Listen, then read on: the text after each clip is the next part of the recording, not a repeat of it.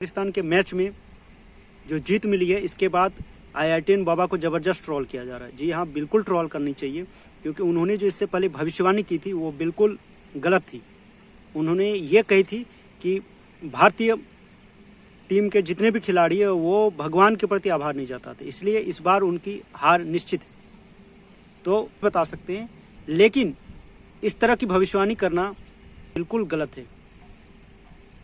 वो अपने आप को कल्कि का अवतार बताते हैं और इस प्रकार की भविष्यवाणी करते हैं, और भविष्यवाणी पूरी तरह गलत। आप बताएं कि कल्कि अवतार है वो हैं या नहीं है। और इस प्रकार नशे में धुत रहना और उटपटांग बातें बोल देना, इस पर कोई तथ्य नहीं है। वो सिर्फ अभी तक वही मानते हैं कि भगवान के प्रति आभार नहीं जताते। उन्हें कैसे पता?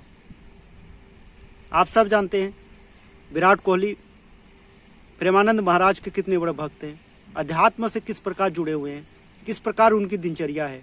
4 बजे उठना, सारी चीज़ों को करना, एक भी दिन छुट्टी ना लेना, और उटपटांग बातें कर देते एक बाबा आके। जिस प्रकार की उन्होंने शोहरतें कमाई थी, जिस प्रकार का नाम कमाया था, ये सब दिखाता है कि नकली है।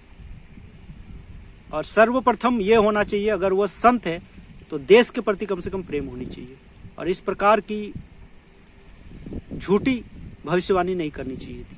और उन्होंने की झूठी भविष्यवाणी, और जो बिल्कुल गलत सिद्ध हुई। इसलिए आप सब समझ सकते हैं कि कौन सच्चा संत है या कौन सिर्फ दिखावा कर रहा है। सिर्फ IITN होना ही बड़ी बात नहीं है, बड़ी बात आपके अंदर ज्ञान है। और इस प्रकार मीडिया में रहने के लिए अगर आप प्रोपेगेंडा करते हैं तो कब तक चलेगी। और लोग इतने भी मूर्ख नहीं हैं, लोग समझदार हैं, इसलिए उनकी ट्रोलिंग हो रही है, और ये ट्रोलिंग होनी चाहिए।